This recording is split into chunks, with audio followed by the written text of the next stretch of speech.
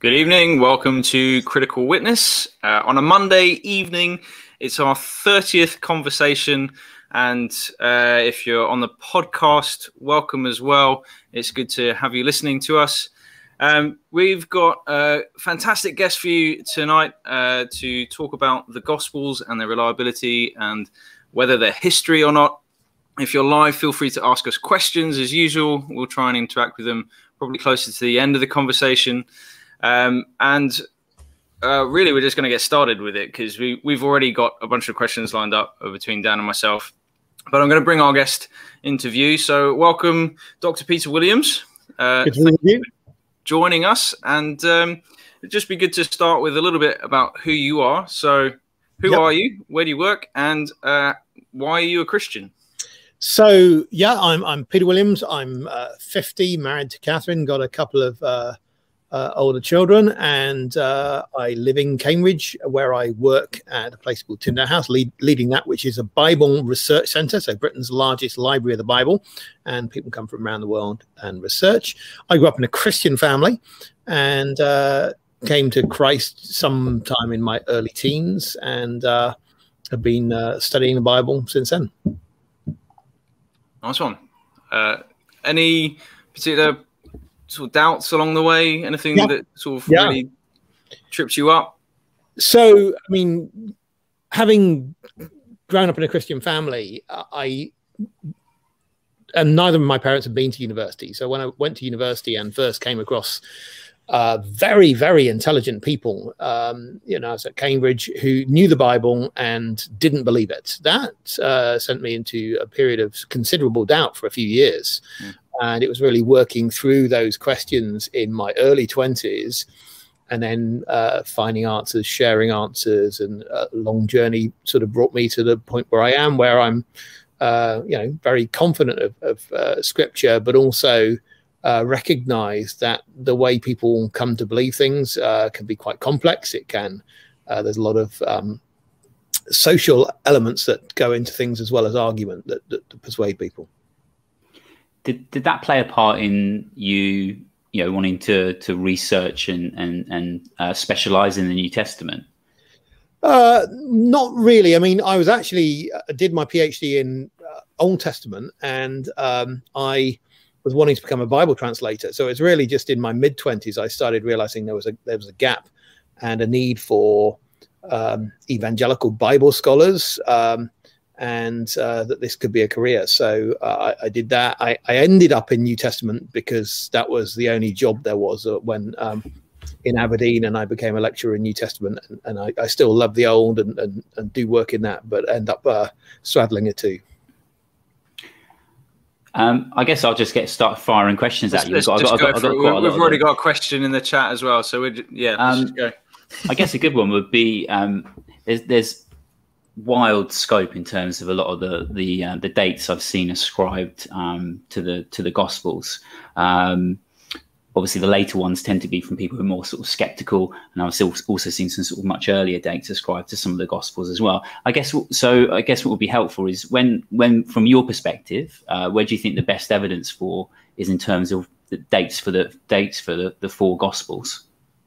Well, at one level, I want to say there isn't much, and that is that people who are rational can hold very different dates for the Gospels. I mean, within a range, they've got to be before their earliest manuscripts, and they really should be before people start quoting them.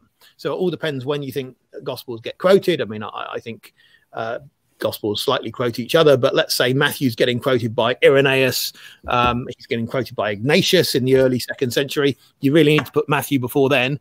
But then there's also the type of material you have in Matthew that I think drags it a lot earlier. But at the end of the day, the Gospels don't come with dates on, they come with names on. And I keep on saying this, and people keep on saying, but you must believe in some particular dates for the Gospels. And I say, no, you know, if Matthew was a disciple of Jesus and Matthew wrote Matthew's Gospel, then that is going to put limits on when Matthew's Gospel was written, because people don't live forever. Same with John. If Luke is a doctor in the 50s traveling around with Paul, again, that puts limits on when you can put him. But there aren't really solid reasons to put particular dates on things. Now, some people say, you know, Luke is part of 2 volumes, Luke Acts. Acts ends suddenly around the year 61, 62. So therefore, let's put Luke earlier. You can do that. Or you can say they don't refer to the destruction of the temple in AD 70, or they do. And people, people who don't believe that Jesus could predict that destruction, therefore might put the Gospels afterwards. But at the end of the day, there's nothing in them that really compels you one way or the other. But I would say when I look at the material in the Gospels, the material is not such the sort of material that has been through multiple retellings. It's actually very authentic, Palestinian in detail. It's not. It's got the hallmarks of one particular teacher at the beginning, most obviously Jesus rather than anyone else. So it's the type of material I deal with, and I say it's first generation. I guess the for modern ears, that's difficult. That raises sort of a lot of questions. Like obviously, people assume, rightly or wrongly, that historians obviously would prefer things to be earlier to the source. But for a lot of people, they find that the Gospels, if they're written potentially several decades after the events they described, then doesn't that increase the likelihood that those accounts are less reliable than accounts that there's evidence for that they were written much earlier? Well, a bit, but not a lot, because I mean, you look at the newspapers and they can be lying about what happened yesterday, or you can talk to someone who was alive in the Second World War and what it was like. I've got a 101-year-old granny I can talk to about, what it was like in the 1920s. And really, in terms of sources of information, I don't think that the difference between 5 and 30 years makes a lot of difference. I mean, I struggle to remember what I was doing last week, but there are some things from 30 years ago I can remember just as well. I mean, why would I think that makes a big thing? So I do push back against this obsession that people have with dates. Now, there are some dates put on the Gospels in the 4th century where church historian Eusebius claims there are particular years the Gospels are written, and he has them written, 10 years, 20 years after the events and so on. And some of those occur in some manuscripts, but not the earliest ones. But at the end of the day, unless you're going to go with those, they don't come with dates on, even if study Bibles sometimes put dates on. Good. No, that's helpful. Phil? Yeah. Oh, sorry. I was just testing everything's working, so I'm good with that. So I think one of the sort of burning questions that I've got, well, there's 2. Maybe I'll try and compartmentalize them a little bit. The first one is things in the Gospels that should or shouldn't be. So a big one I was asked recently by a Muslim friend of mine is that John 7:53 to all of John 8, the woman at the well. Woman caught in adultery, yeah. Caught in adultery, that's the one.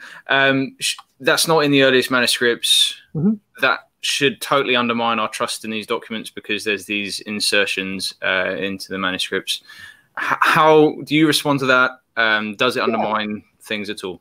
Yeah, so I mean, I was responsible for I think the first Greek New Testament in print, which not to include that passage, in fact. So if you look at the Tinder House Greek New Testament, it's down in a footnote and so on. And what I'd say is that it's not in a large number of the earliest manuscripts. It's clearly secondary, but that does not provide any evidence that the rest is not trustable. In fact, it does the reverse. Because what it shows us is there's been no great bonfire of manuscripts. So if you want to know where are the New Testament manuscripts, well, there are some in Oxford, there are some in Cambridge, there are some in London, some in Paris, some in Athens, some in Moscow. They're all around the place.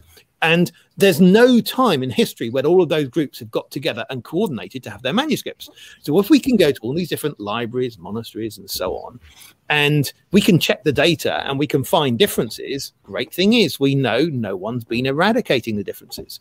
So this is really wonderful. And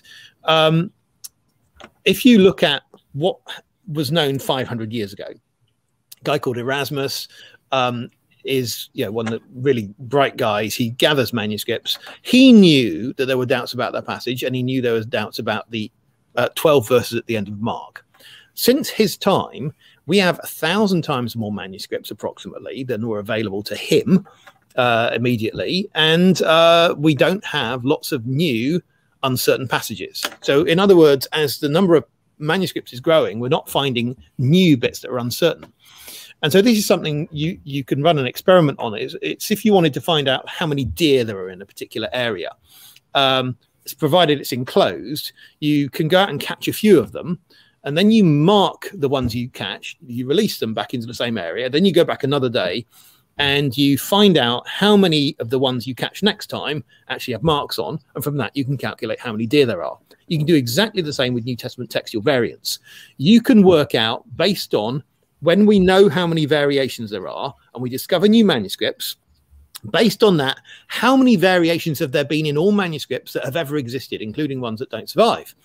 And based on that, it's not that there's a vast number of differences and it's always growing. In fact, you can, there are the limits of uncertainty, which is really good. So I think actually these two passages, because it is two 12-verse passages there are at the end of Mark and one in John 7-8, and the fact that they are not in the earliest manuscripts but show up in later ones, gives us a really good solid ground for which to argue that all of the rest has not had additions, interpolations, and so on. That's amazing. Can I just add something? Sorry, I might be wrong about this. I might be misremembering. But was the adulterous passage that found in some other gospels as well? Was that in Luke? Yeah. So it's the earliest manuscript of it is in Cambridge, 800 yards from where I'm sitting, and it's 5th century Codex Bezae. And if it's found anywhere in any other position, it's from after the 5th century in terms of the actual physical copies we have. But the story probably goes back to the 2nd century, may go back to the 1st century. I mean, I'm not saying the story is unreliable. That sounds perfectly plausible. I'm just saying we got a significant number of early manuscripts of John that don't have it. The easiest position to defend is that it's not part of the original. For me, that passage vindicates all of the rest. So, and I've got a couple of questions that kind of link into this. So there's two questions in particular. One is a Muslim told London theist, I'll put it on the screen so you can see it. The Thomas Proclamation, my Lord, my God, wasn't in all of the earliest manuscripts. Is that someone playing games with the manuscripts, or is that? So I mean, it is.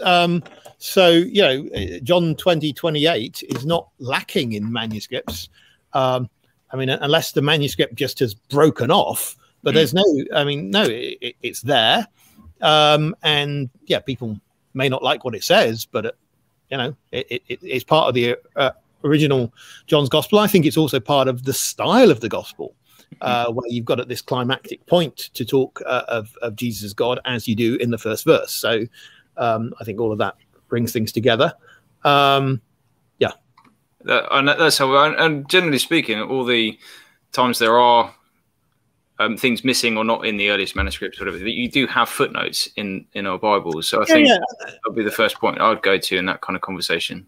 The other thing is you can follow through the logic of the passage. So the passage in John 20 has got a sequence whereby the beloved disciple sees and believes, and then Mary hears and believes, and then Thomas says he wants to touch. But the funny thing is that Thomas actually comes to the greatest profession of belief about Jesus, and that's where, you know, whereas Mary's just called him Rabboni. So I think you've actually got, even the literary structure of John demands that that sentence be there. You can't just take that out and say, oh, I'm going to have all of the rest and not have that. I mean, John is very carefully written. It's at the right place. Cool. And there's one more in here. The Father, forgive me, for they know not what they do. Yep. Is that a insertion? Yes, Father, forgive them, for they know not what they do. Luke 23:34. Yeah. Is not in all the earliest manuscripts. So people debate about whether that should be in or out. We have it in the Tinder House Greek New Testament, published with Cambridge University Press. And we will have a defense of why it should be in, published in about 2 years' time, when there's a big commentary on that. But yes, I mean, it's so there are those sort of things that at the end of the day, it's not a make or break thing. as in it's not a is Christianity true or not based on whether this verse is there.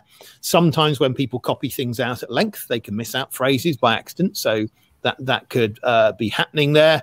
I think there's a bit more going on with that, but I think you can make a good case that it's genuine. I can go into the technical stuff if you want.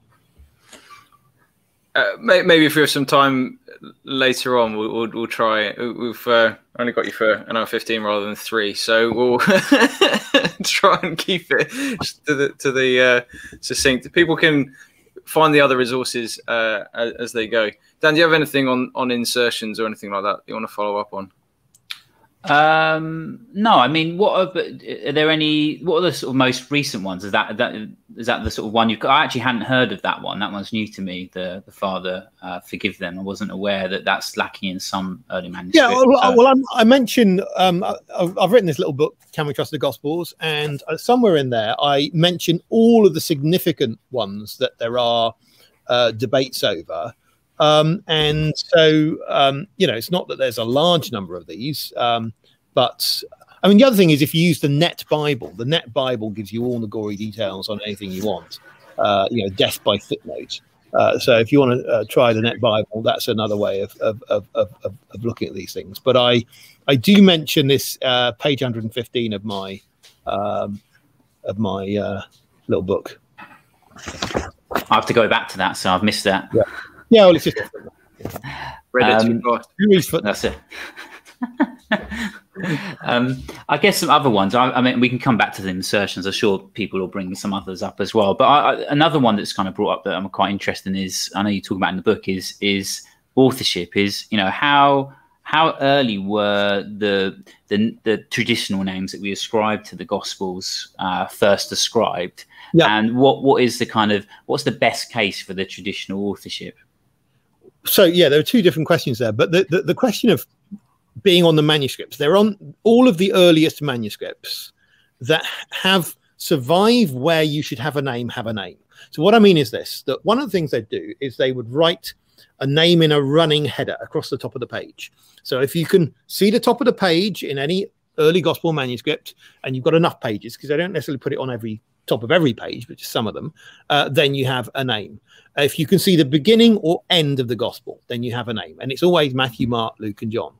And these names are not stuck on later, because basically people don't invest the sort of money it takes to produce a gospel. Got to get physical writing material. Someone prepares the papyrus or the animal skin in order to write on and spend some time writing it, and then not label a book. People just don't do that.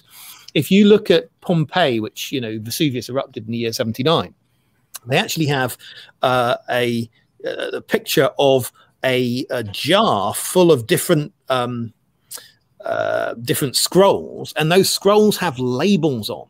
So even if you didn't write the name within the book, you would label the book. So the idea that the Gospels began as like anonymous, unlabeled books doesn't really work, and it doesn't work in marketing terms either. I mean, how would they spread if there's no name on them? I mean, copying books is an expensive business. If these things are going to get off the ground, it's got to happen. I mean, things can go viral on the internet nowadays without anyone having invested a lot, although how exactly they go viral, we're not quite sure. But in order to get something to spread significantly, people have got to be investing in order to do that, investing time and money. And that's not going to happen if you're not labeling literature. It doesn't make any sense. And if they didn't label the Gospels and then people started labeling them later, you'd expect there to be diversity. So some people would label, this is the Gospel of Fred and this is the Gospel of, so-and-so, and it just wouldn't all match up. And there was another question, which was like, how do we know that Matthew, Mark, Luke wrote the Gospels? Is that the other? Yeah. I mean, again, it's a question. It's a question about how you know anything, I suppose, as many things are. I can't prove Matthew, Mark, Luke, and John wrote the Gospels, but I can show you that those four authors of the Gospels are a whole load more reasonable, plausible, and everything else than any alternative. You take the case of Mark and Luke. I think Mark and Luke would be nobodies if it weren't for the Gospels. So it's a bit like J.K. Rowling was made famous by the Harry Potter series. So it's not that her name was put onto the series to sell them. No, the series made her famous. That's what's happened with Mark and Luke. They were not well-known people either, and they weren't of Jesus' 12 disciples. There's no reason anyone would stick those names on in order to give things more credibility. Later, apocryphal, fake gospel writers like to use names of 12 disciples, Thomas and so on, Philip, because that gives credibility. But that wouldn't work for Mark and Luke. And as for Matthew and John, there's loads of evidence in Matthew that the guy thinks a lot about finance, like a tax collector would, more references to money and so on than the other Gospels. Also, he knows a ton about Judaism. He knows a ton about Pharisees and their customs and, you know, the herbs that they tied and everything like this. And John knows a whole load about Palestine, the geography, the layout, Jerusalem, these sorts of things. So you have to have authors that would have a similar profile to Matthew and John in order to write these things, and then somehow write these wonderful pieces of literature and then disappear into the background. Thank you. No, that's helpful. I mean, now you've mentioned John, what could you explain for people a little bit about what the synoptic problem is? Yeah, well, some people talk about a synoptic problem. Synopsis really means you're looking together, and there are three Gospels that are closer to each other than the fourth Gospel, which is John. So Matthew, Mark, and Luke are quite close to each other, and Matthew and Mark have got quite a bit of common wording, and then particularly when it comes to parables and so on, Matthew and Luke have got lots of common wording. And so people say, aha, there's a problem here that people have been copying off each other and so on. Actually, the way the four Gospels are designed is optimal. Because if you were to have three that are closer to each other and have some sort of relationship, literary or oral relationship together, and another one that's separate, that gives you the maximum numbers of types of literature to deal with. Because if you imagine that you had four Gospels, call them A, B, C, and D, and A and B were really close to each other, and C and D were really close to each other, in that case, people would say, aha, well, D is a copy of C and B is a copy of A, so we've just got two Gospels, two sources. Whereas what we have and if you had just four independent Gospels that had no relationship, you'd have very little way of testing them against each other. But what we have now is we have things that Matthew and Luke share. We've got material that they each share with Mark. We've got things that are only in Matthew, things that are only in Luke, and things in John. That's 5 types of material. So actually, and you've got ways in which you can critically analyze things. So I do think that the four Gospels, the way they are, is optimal. I don't know of another way of having four Gospels give you as much variety of material as the setup we have. So just on the sort of basing it on the sources, oftentimes the Q source comes out when these conversations happen. Yep. Do you think Q is something that would be written? And I've sort of my own working thesis that I'm interested to know if it has any plausibility is that Q is just both could be Holy Spirit inspiration, but also the fact that there was a community of believers that shared these stories, and that's the shared source. Would that be a good response, or do you think? Yeah, so well, back up and explain. The idea Q is just the German word Quelle, meaning source, and it's a way that people have hypothesized to explain the relationship between Matthew and Luke. So Matthew and Luke have some common material, sayings material. And so the idea has been that Matthew and Luke both draw on this, let's call it Q, and they each draw on Mark. And that's been a common way of viewing things for over 100 years. The problem is, part of the way of explaining this is you don't want Matthew or Luke really to know about each other. They need to write independently, because otherwise you can just simply explain them from borrowing each other. So you have to suppose that there was a document or something which was widespread enough to be used by these Matthew and Luke in the two different places they were, and then disappears from history, leaving no trace whatsoever. And you have to suppose that just independently they decide to write the gospel, the birth narratives onto this, even though that's not part of Q, and so on. And it becomes a little bit implausible. And one guy, Brett, who's over in in the US at Duke Divinity School, Mark Goodacre, has actually written quite a few books arguing against Q, that it's an unnecessary hypothesis. Certainly, I think it's just a model. That's all it is. And there's plenty of very qualified New Testament scholars who are not conservative scholars who don't believe in Q. That's really increasing, I would say. So I would say it's a fine model. I can work with it, but I don't have to sign up to that. At the end of the day, it's probably better to spend our time focusing on the materials, the documents we do have, rather than the ones that might exist. Might have existed, we don't have copies of. Before we just finish on John, is it Richard Borkham? I think who there's some debate about who exactly John is. You know, do you understand John to be the disciple or another John? I mean, there's probably more than one John around. I mean, it's a common enough name, and certainly an early guy, early 2nd century, called Papias, seems to think there are 2 different Johns. So you can have John the son of Zebedee and another John. I take the John who wrote John's Gospel to be John the son of Zebedee, even though that's not the position that Richard Borkham, who's an extremely learned guy, really clever, he doesn't take that position. But I mean, I think it's the simplest position. It fits with the sort of process of elimination. If you go through the gospel and you look at the different characters and who's there, who's not there, it works. Westcott wrote a commentary over 100 years ago, basically making a case for why it's John. I think that John the son of Zebedee, I think that still stands. But at the end of the day, I'd also want to say, regardless of which John it is, it does make sense that this is an eyewitness. The writer says, this is the one who saw the water and the blood come out at the crucifixion. So it's claiming to be eyewitness testimony, and there's lots of evidence that that is the sort of thing it is. Thank you. That's helpful. I'll try another thing. So I've got so many questions. You go for it. I've got a few. There's a few in the chat. Keep firing them.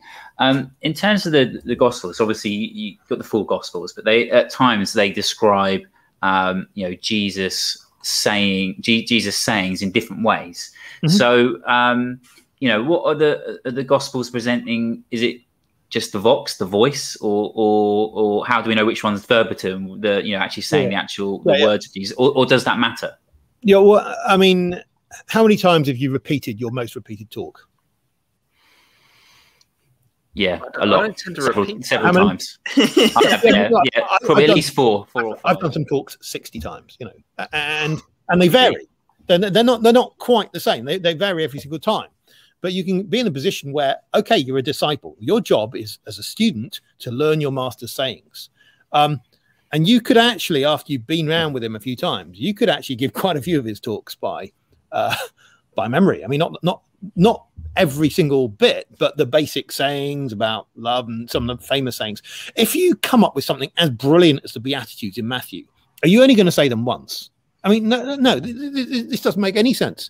So the Sermon on the Mount, which we call the Sermon on the Mount, of course, is actually the lesson on the Mount. It says he went up on the mountain and he taught them.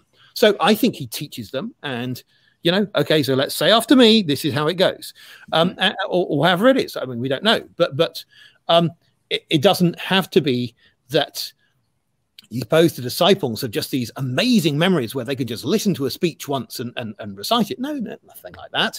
It's the fact that these things are said so often, and so that's a really significant thing, because if you look within the Gospels, you actually see within the Gospels that there are claims with each of them that Jesus repeats himself. So in Mark's Gospel, several times Jesus says, "He who has ears to hear, let him hear."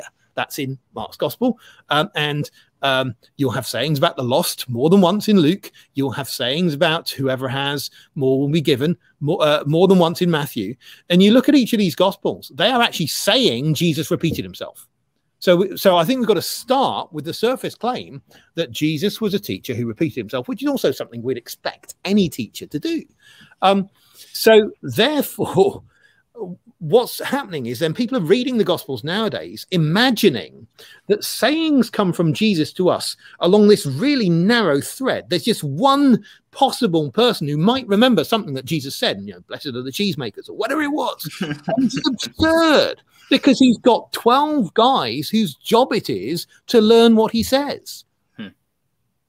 So I think there are loads of bands along which the Jesus teaching is going. You mentioned a lot about memory. There's quite a lot of work that goes into you know, the extent of oral tradition and the Gospels being preserved orally. What do you think about that? I mean, were the Gospels in some sort of format orally, and then were later? Because I've heard it said, you know, they were communicated orally until, you know, disciples started getting old. And then they were put down on, you know, papyrus. So, yeah, I'd be interested in what you thought about that. Yeah, I mean, I mean, I'm not really interested. I mean, I just think it's mostly baloney. Of course, we know that memory can be really good or really bad. Yes, there might be some exceptional positions in which people can develop really good storytelling memories. And maybe their culture had better memories than ours. But hang on. I mean, I don't think we have to go for that sort of thing. I mean, most of us you know, 10,000 lines of poetry or whatever it is. And if, you know, if I just say these are not the droids you're looking for, everyone knows what I'm talking about, you know, where it comes from, exactly where it comes from. And people have a familiarity with this, or whether it's the Goodnight Moon book or whatever it is they were read when they were young. So I think that people can memorize large amounts of text. But that doesn't have to be the only way that Jesus' stories can get to us, because after all, people used wax tablets back then. So wood, you layer some wax on and they can scribble on that. So they can take notes at the same time as Jesus, or they can learn, memorize. And there are lots of them. So I'm really not interested in about how it gets from Jesus to the Gospels, because I think there's lots of evidence when I look at the evidence of the Gospels and study its wording carefully, that you need to have Jesus, the person who comes up with his teaching. That's the way I do it, rather than the question of how. So give you an example, the parable of the prodigal son. It's clearly a unified story. So I don't think it's a simple way to explain it. It's made up by a committee. And if you have it made up by Luke or a disciple, the problem is it's a very Jewish story. It's really based in the Old Testament. It's a retelling and rejigging of the Jacob Esau story. Everything's reversed. Older brother out in the field, you know, younger brother cheating him out of his inheritance. Younger brother goes off into a far country, comes back, and guess what? The father runs towards him, embraces him, and kisses him, which is what Esau does when Jacob comes back. The only time in the entire Old Testament that someone runs, embraces, and kisses someone. And so you've got all of that going on. And the story is set where Jesus is telling this story to Pharisees and scribes and sinners and tax collectors. And so he's got Bible experts there in the audience. And he is throwing in so many details from the Old Testament. It's just unbelievable. I'm going to write a book about this, actually. And it doesn't make sense to have anyone other than a complete Old Testament genius, someone who really knows the Old Testament really well, to be telling that story. And it's much simpler to say it's Jesus than anyone else. So I say, okay, somehow that story has got to Luke's gospel. Now, does someone take notes? Does someone memorize it? I don't really know. I don't know, and I don't care. All I can say is when I look at the quality of material, it seems to be pretty good quality. And I think I can use that sort of argument time and time again. I think I found that quite helpful through the Can We Trust the Gospels book, of just how difficult it is to fit the other alternatives into it. Makes it more complex. Any other theory other than it being one teacher with a few people around him, even with the speed at which it's spread across the known world, the moment you start introducing, well, maybe it was a group of different people, that starts to get really complicated very quickly, especially with things like trying to put insertions in and things like that into the text. So I'm realizing that we're going quite fast through different things, and we might circle back to that. But if we're happy, I'd like to just touch on some of the contradictions that people are throwing up in the or apparent contradictions, if we're going to go that way. There's a few here, and maybe we can hit a few of them pretty quickly. And the first one we had, if I can go all the way back up to it, was Judas, who bought the field, which is actually between Acts and Matthew 27. Yeah, sure. Who bought the field of blood, and is that a contradiction? Well, so what it tells us is that in Acts that Judas acquired a field, and then it will tell you in Matthew that the priest bought it, but the priests can't buy it in their own name. So something has to be in some legal name. Are you going to buy it with blood money in the name of the temple? No. Are you as a priest going to insert your own name on the title deeds? I mean, because people actually wrote title deeds for these things. We have title deeds for ancient ancient fields. So it's got to be done in some name. So that the obvious name to put this under is Judas's name. So and then it can be, you know, passed on. It can be made common land, but it has to have some name on. So I think that I mean, there's this saying in Latin, qui facit per alium facit per se. Who does it through someone else does it themselves. There is this thing where you can have something done, you can have something built, and often it will be described in ancient work as the king built it. Well, the king didn't build it, he had people do it. So I think that's all that's going on. I mean, and if at the end of the day, people's reason they can't believe that scripture is entirely true is something as lame as that, I think, wow, you know, what's going on? The lack of, or maybe it's lack of resources or an inability to study further.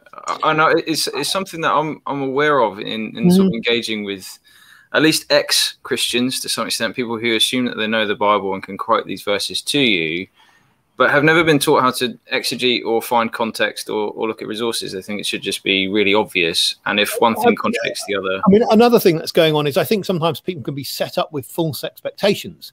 So they're sort of told in church that the Bible is a magical book, which has no tensions at all in.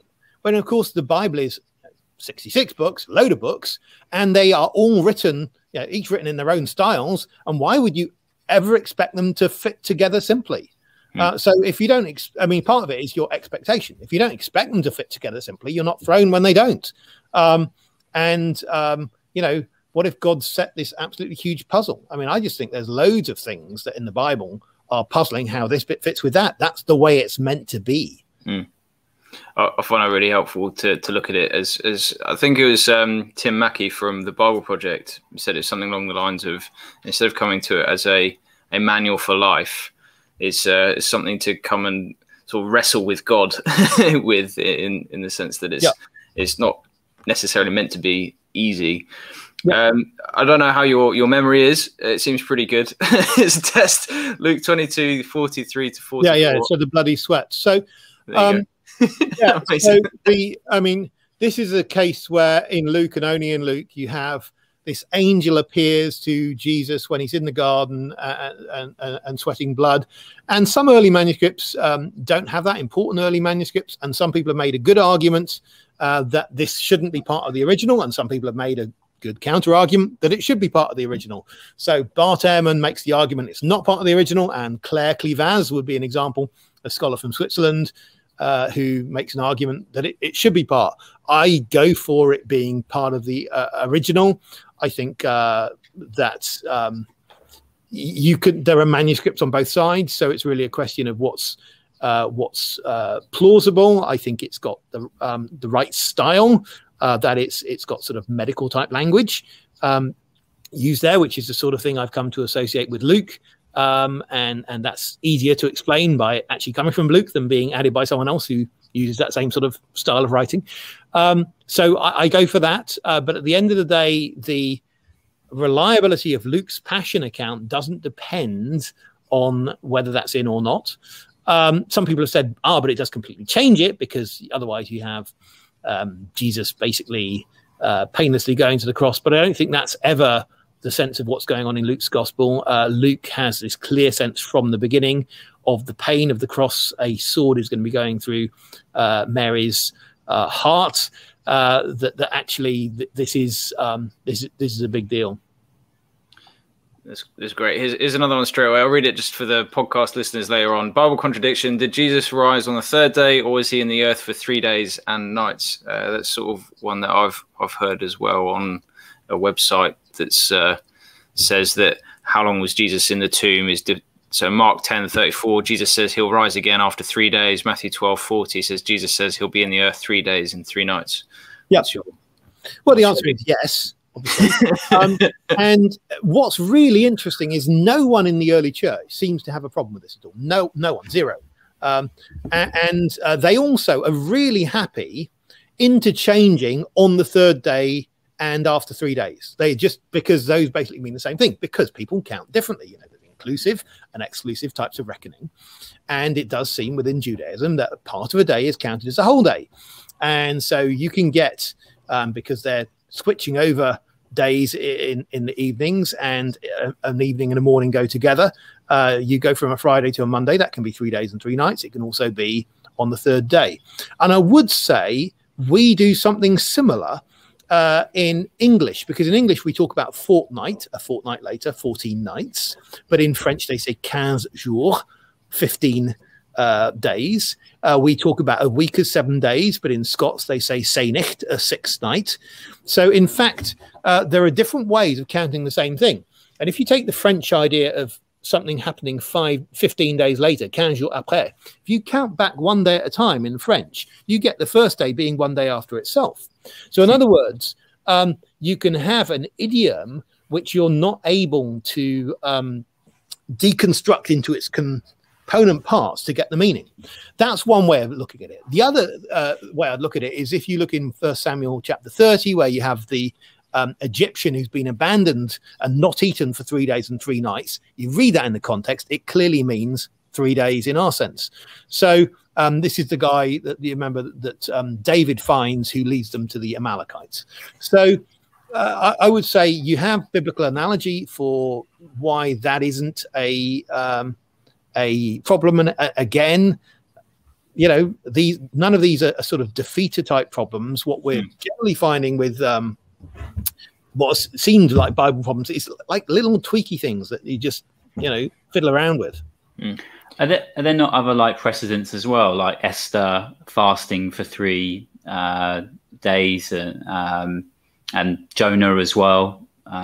Sure. So there's loads of the pattern is really significant, running right through the Old Testament. So this is what I'd also want to say. Let's load this in, that the Bible story, even though clearly the Bible is written by many different authors, has all the most useful things you're going to want to come together at the climax, Jesus' death and resurrection, are being prepared for in this story beforehand. That's a really cool feature of Scripture, which you need to bear in mind is a good argument for its truth, rather than just be hung up all the time on how does this fit with that, if that makes sense.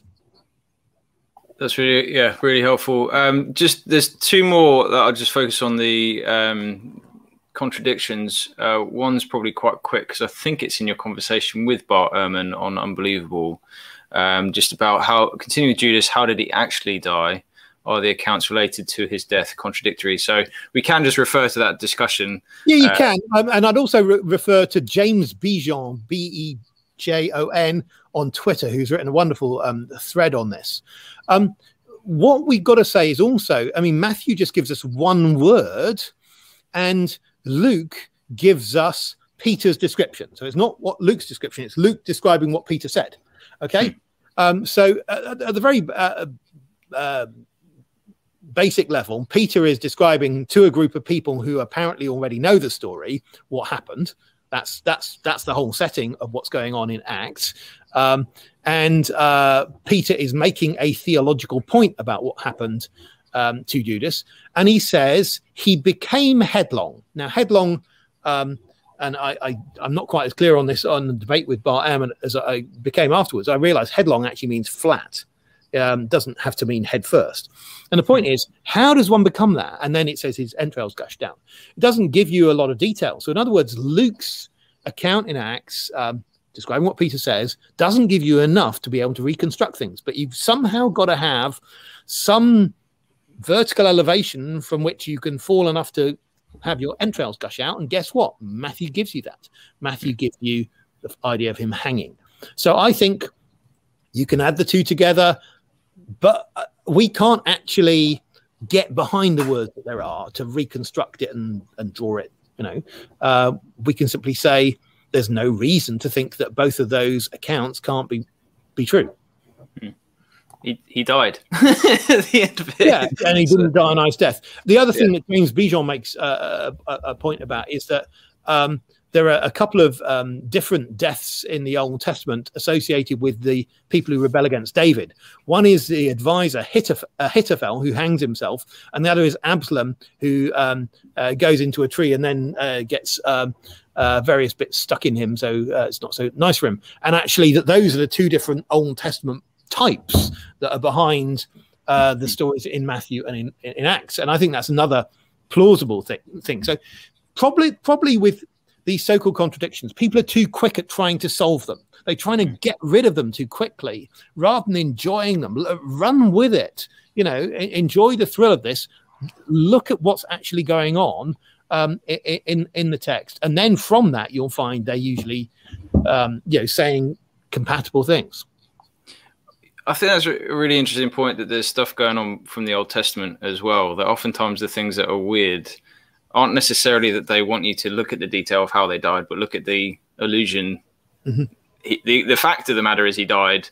Let's look at where this points us to. And I find that really helpful. So kind of last one on the theme of contradiction, there might have been one that just came in. This one's possibly a little bit more technical. I'm not sure. Dr. Luke Timothy Johnson has come to argue that the Gospels disagree in minor and major issues, e.g. women in the tomb, how many there are at the tomb, I think that's about, and thus make it an unsatisfactory tale of Jesus. I guess you've kind of answered that so far. Are there any contradictions? Maybe we'll just kind of do a coverall for this section. Are there any contradictions that have given you pause as to whether or not the Gospels are reliable or point us to Jesus existing? Not now. I mean, I think I want to go into the resurrection accounts a bit, because I think they're just important. And part of it is I've got no problem with there being difficulties there or tensions, because at the end of the day, I think whatever the relationship between the four Gospels is before the resurrection accounts, when you get to the resurrection accounts, they seem to be pretty independent. That is it. So that's quite good. And if you add the bits in the accounts together, you have to have at least 6 women going to the tomb. You've got a couple of Marys, Salome, Joanna, and Luke's talking about other women. You end up having 6. Well, do these 6 women all move around in a crowd at exactly the same angle? Do they all bundle into the tomb and see exactly the same things? Or are they actually allowed to move and then report to different disciples what they actually saw? And are angels allowed to move? And so on. And if you start putting these sort of things in, you start realizing that what people are saying is a defeated contradiction is nothing of the sort. It's simply the sort of low-level noise you get of differences when you get different, independent accounts. And then there's this stunning thing in the four Gospels that you get these tiny agreements in wording. So between Matthew and John, which have very different accounts. I mean, when you read Matthew, you get the impression that the angels there at the tomb, the guards are all scared, and then the women come along, see the angel, and there's a conversation. And then in John, you've got this thing about Mary goes to the tomb alone, then she goes back to see disciples. Somehow she's found her way back to the tomb. Then she sees the gardener, sees the angel, and then talks to the gardener, and that's Jesus. So they're pretty different accounts, but you get this stunning bit where in Matthew, the women meet Jesus, and it says, that they worship him, they held his feet, and in John you've got "Don't hold on to me," and then Jesus at that point in Matthew says, "Go and tell my brothers I'm going to Galilee," and at that point in John, Jesus says, "I'm going to my Father and your Father, to my God and your God." Well, that's striking. When you've got the same Father, you've got your brothers. So in fact, you find these tiny agreements, which is exactly what you'd expect if you've got people independently remembering the same events. So I would say that the way the Gospels are, with agreement on the big stuff. Jesus came out of the tomb. Agreement on, I mean, they always have shiny angels and not shiny Jesus, and they may have one or they may have two. They may call them men, they may call them angels, but angels don't have wings back then, so that's all fine. And so that's all lining up. Then they have these disagreements on the sort of middle level things, and then they have these tiny agreements on smaller things. And that, to me, is exactly what I'd expect if these are independent accounts. That's really helpful. Dan, have you got another question? Yeah, I have one. I'm gonna read the passage just for people listening. So in Matthew 27:53, it says that they came out of the tombs after Jesus' resurrection and went into the holy city and appeared to many people. And there's been quite a lot of, especially online debate, I think, amongst Christians interested in apologetics and some Christian scholars about whether this is describing an event that actually occurred, or this is a literary device that's been employed by Matthew. And I'd be really interested for you to settle that for us. Well, yeah, I mean, Matthew can settle that. I mean, the problem about a literary device is you're basically appealing to a brand new type of entity that you can't really demonstrate a parallel for. So you're supposing that someone's in the middle of writing a story which has very similitude, sounds authentic, and then they're meaning you not to take this bit literally, but then it talks about an earthquake, and there's also an earthquake at the resurrection with the guards at the tomb. I mean, when are you supposed to decide, you know, an earthquake in Acts is to be taken seriously, but an earthquake in Matthew is not? I mean, what are your criteria? And I think there's a lack of criteria there. So, I mean, in the Christian story, the resurrection is the highest point of everything. So having, you know, big stuff go on at this point is not worrying to me. And also with Luke's gospel, when Luke meets this couple of people on the road to Emmaus, they're saying, well, haven't you heard all the stuff that's been going on? So I think there's a lot going on in Jerusalem around this time, highlighting that this is remarkable. If Jesus really does die April the 3rd, AD 33, do we also have a eclipse of the moon going on at the same time when everyone's having their Passover meal, which is the biggest festival in the Jewish year? Loads of stuff going on. What's the one testable bit in this? The one testable bit in this is the earthquake. And, you know, I'm not a geologist, but over at the site deadseaquake.info, and I hope the site's still up, but you can see the geological records that in this decade there are in the Dead Sea, there are sediments showing a sign of an earthquake and an aftershock, which would be your one from the resurrection in Matthew. And so that's the one testable bit of this. Obviously, we don't have a lot of records from the time of Jesus other than the four Gospels. Remember, the four Gospels are a significant proportion of all of the Jewish literature from the time. That is, yes, Josephus writes at greater length, but not all about what's going on here at this time. It's actually, so to expect this to turn up in lots of other records isn't particularly reasonable. Matthew's got this very high Jerusalem focus. So I think it's just fine, you know. Now, then the question of how old does one have to be to a saint? What happens to them afterwards? All these sort of curious questions we don't know. It doesn't tell us. Is it Thallus who mentions the earth, or allegedly mentioned the earthquake? Thallus mentions the darkness, yeah. But the way it is Thallus is mentioned as mentioning the darkness by someone later on, couple of centuries later, called Julius Africanus, who's very clever. And Julius Africanus, in turn, is mentioned by a guy called George Syncellus about the 8th century. So it's a quote in a quote of that. Right. And if it weren't a miraculous thing, everyone would take that as pretty serious, actually, because there are all sorts of cases in classical literature where you don't actually have the bit surviving, but you do have someone quoting this bit of what someone said. So that would be perfectly normal if it weren't for the fact that it's a pretty remarkable claim, but you know, I'm happy to go with that Thallus thing being real. Awesome. I wouldn't put a lot of weight on it, so I don't even mention it. No. There's really an important question that we just need to get your response to here. What do you think of Dr. Richard Carrier's point that that Jesus' resurrection involved space aliens? He probably has. That's an interesting way of putting it. Space aliens, in the sense that I mean, is Jesus an alien in the sense that he comes from elsewhere. I suppose that's what an alien is, from outside. I mean, you know, so maybe I agree. You know, but I mean, when I go to America, they put me in the aliens line. So I'm not.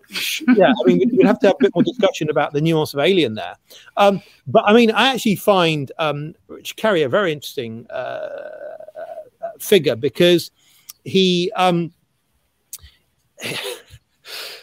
I agree with him that the Old Testament and Jesus fit together really well.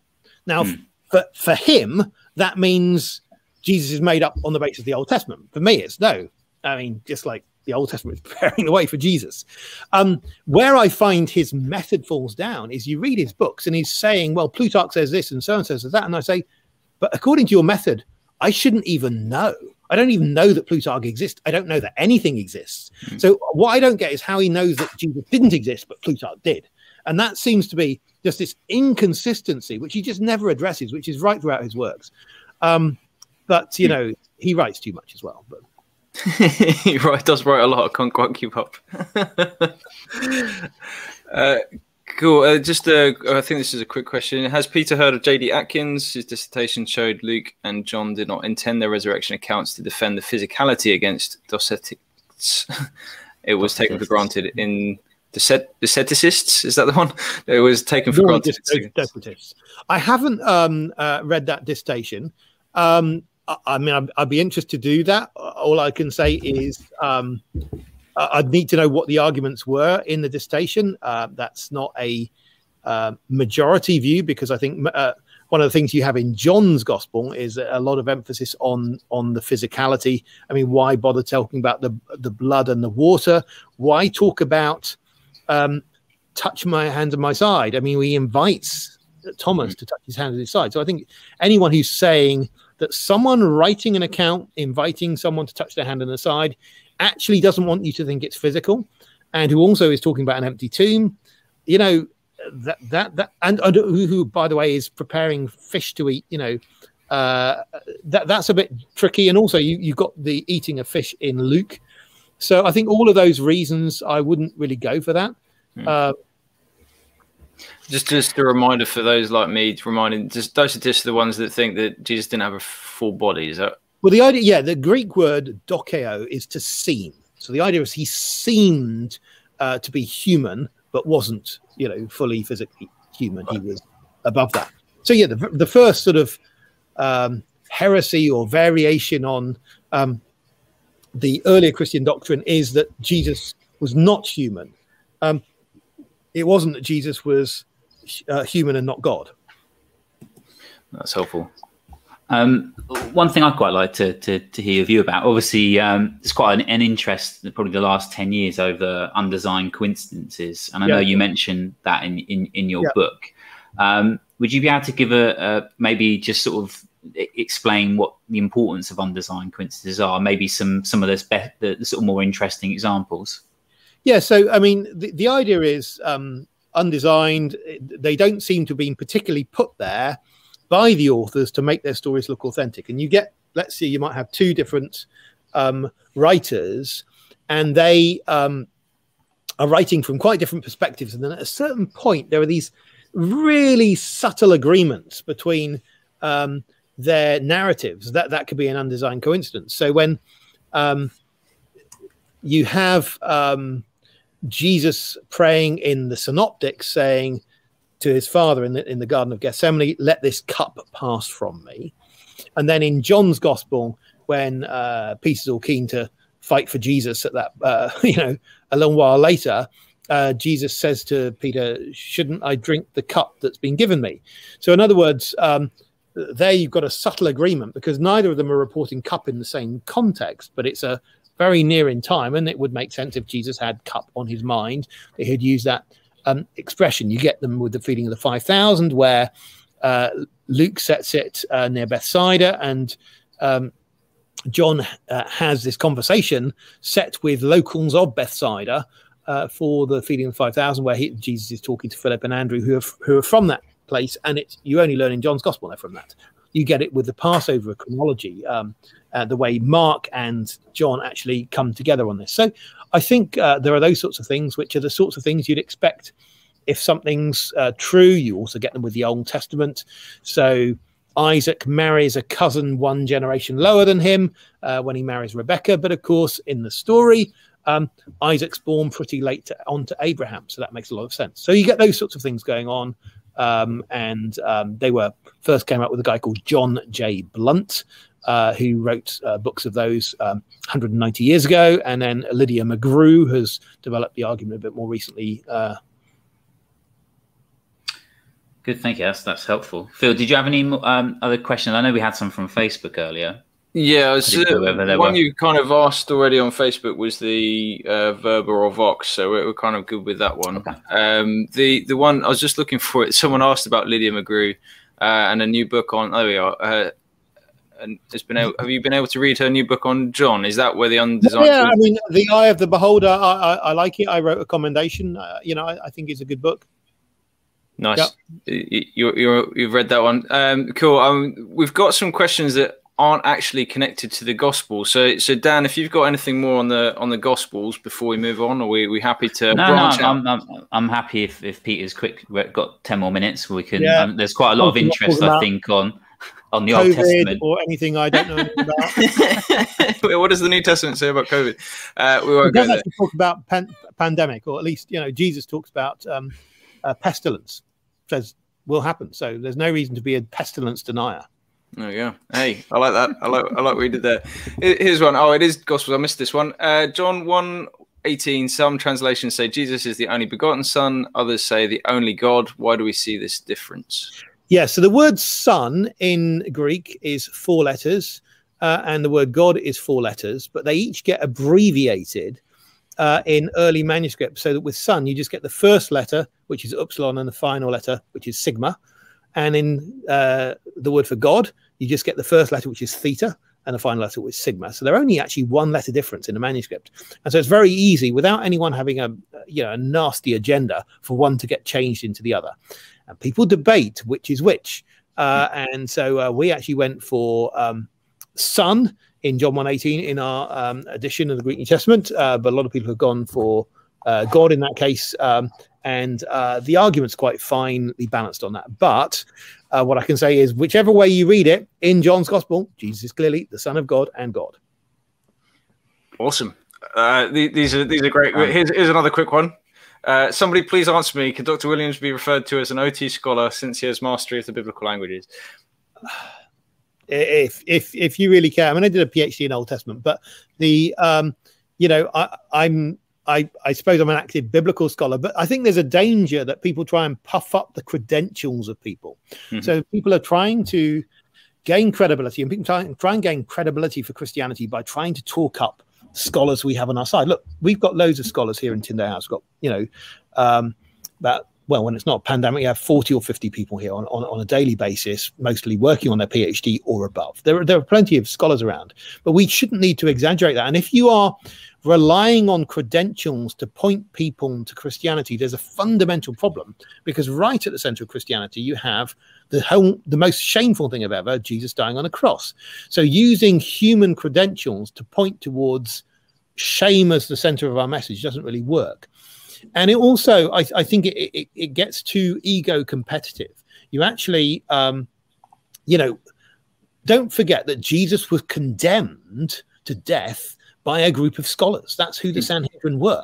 So if we say accept Christianity because that's what scholars go for, there's a bit of a problem with that. So, I mean, I would be worried if there were no scholars who went for Christianity, but I'm not worried if only a minority go for a full-blown reform. That's fine. I mean, I wouldn't expect anything.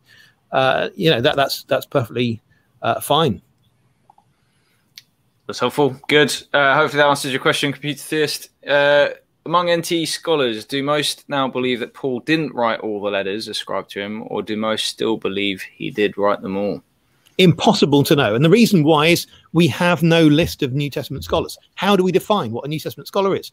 Because obviously people on the more secular end sometimes have a more exclusionary view of who a scholar is than those who don't, because for them, scholarship is a secular enterprise. So those who are bringing what they see as faith presuppositions into it, they might say are not scholars. So that's why you're never going to be able to come up with a list, because there are people who spend their entire life studying the New Testament, maybe as a Bible translator, out in Papua New Guinea, who'd never get translated, thought to be a New Testament scholar, and yet they're very scholarly and they are studying New Testament. So I'd want to say, look, if I take our local Cambridge lads, we've got four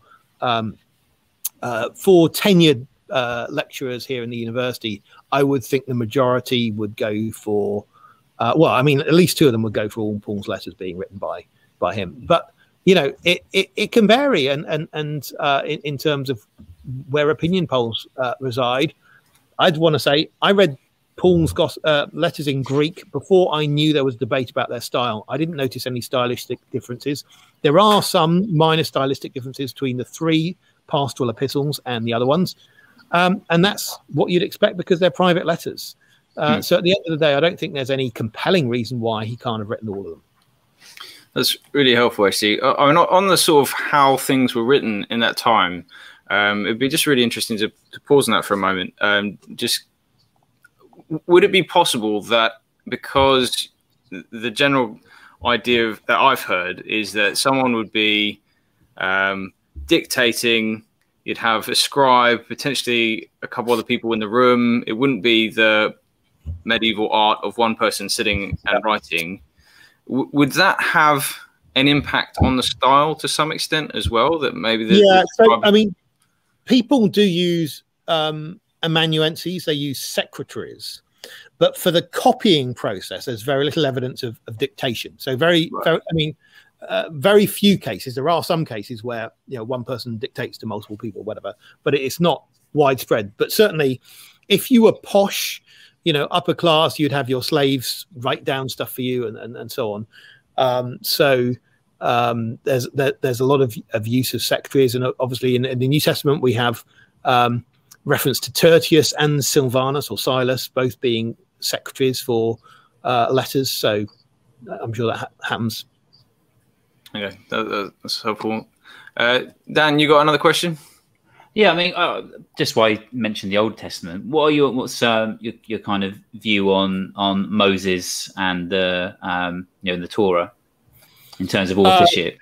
Well, Moses isn't a big deal. I mean, he's a very important guy, and I think there's nothing in the Torah that says Moses wrote all of the first 5 books.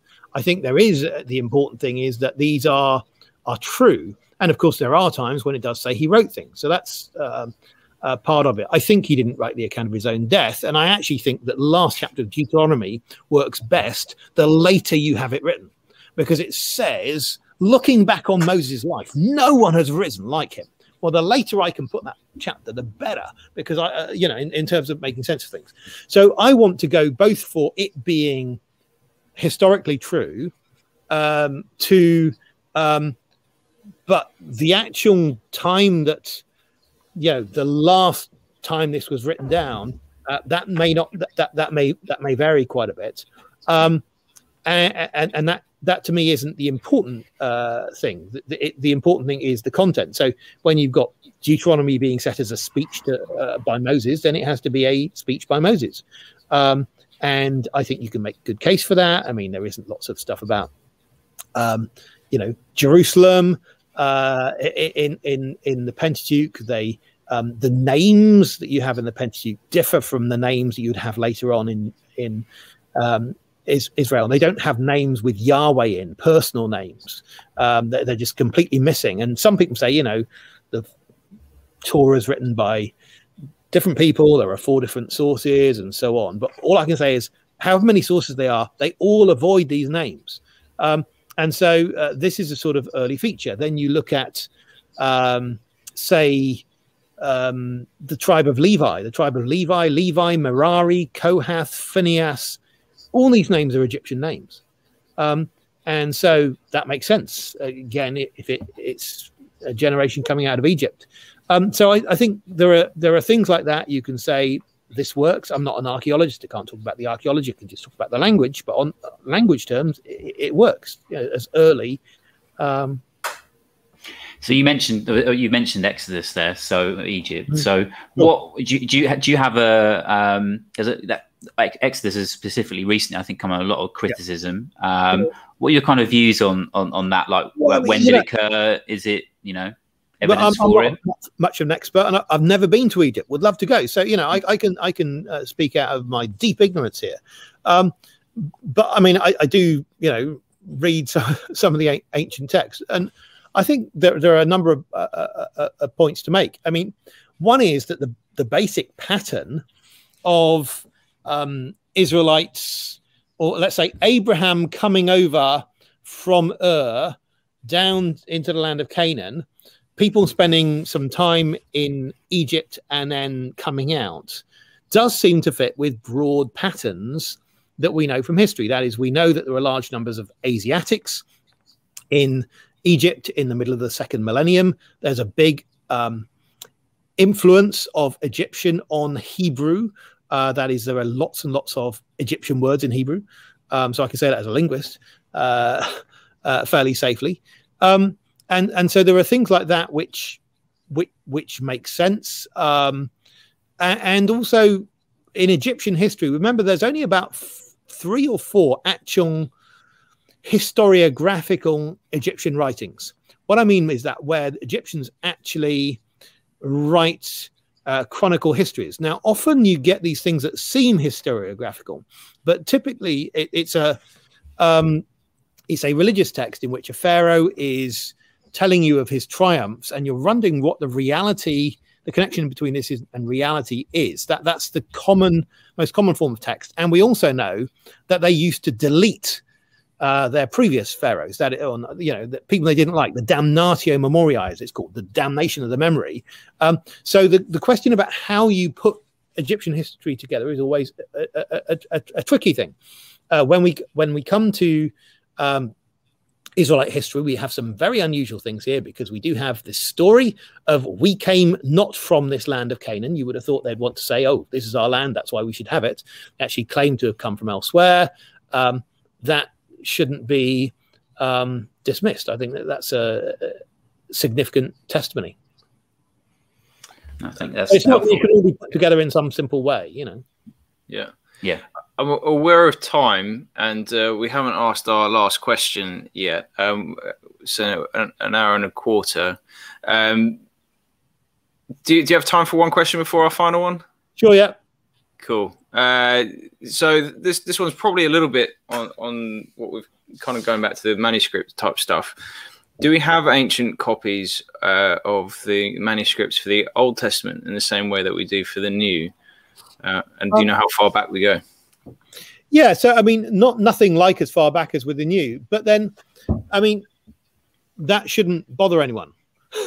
And again, people get very fixated on what's the earliest thing I can prove, but partly because people are so historically ignorant that they sort of feel that if they can see a physical copy, that's somehow better evidence than if they can't. What I'd want to say is, look, if you talk to Erasmus 5 centuries ago, his earliest copy of the New Testament was the 12th century. Then there was a gap of 1,000 years, and guess what? Over 5 centuries, it's got less and less. Now, with the Old Testament, the earliest complete copy of the whole thing is from the year 1008. But if you say, okay, so we don't know anything before, actually, we got a load from before, because we have manuscripts going right the way back to the Dead Sea Scrolls, and at least for the priestly blessing in Numbers chapter 6, we actually have that from around the time of the exile. So you have stuff going back. We know that people wrote stuff, and we know that they wrote on perishable material, not just because it perished, but because actually we've got cultural references to that's what they did, and because you get seal impressions that they used to put on the fibers of papyri and so on. We know they use leather in the Dead Sea Scrolls. So these things just normally don't survive unless they're put in very dry climates in jars, like in the Dead Sea caves. That might happen. So I'm not worried that they don't exist any more than I'm not worried that I don't have the earliest copy of my computer files. Think about your computer files, and the fact is you don't have the earliest copy of it, but you have a later copy. And And that's happening all the time. We are losing our earliest copies of our computer files, and no one's getting really worried and saying, I've lost my original, because actually in a copying culture, and that's the way it works. And what did scribes do? Scribes' job was to copy, just like servers' jobs are to back up your files. And so unless we're going to say that the whole ancient cultures were just, numpties and just getting everything wrong, then generally things get transmitted. Doesn't matter whether it's Arabic literature, Chinese literature, Greek literature, generally things get transmitted. I thought it was very helpful as well in your book. You pointed to the fact that the Christian scholars were generally scribes or monks. The people that copied were often Christian. Yep. And often people will go, well, that means they had a bias when they're copying. But I thought it was quite helpful that you pointed out, well, actually, they copied all the other things they disagreed with as well. All the pagan literature preserved through manuscripts, it's getting preserved through monks. Yeah. So, we're quite happy. Christians were quite happy copying what they disagreed with. Why would they then try and write insertions into things? They're trying to be faithful to history. Or put it another way, the Romans lost the records of the culture from before then, but the Christians didn't lose the records of the Roman culture. Absolutely. Amazing. Cool. So our final question, as we want to honour your time, and thank you. We've already had good comments here. This interview has been fantastic.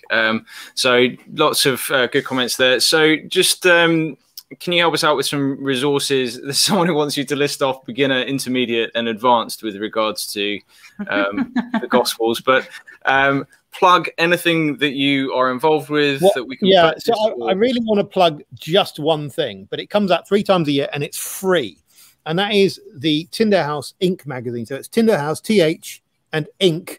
as in think, and this is free, and we will post it to you if you're in the UK, and if you're not, we can send it electronically.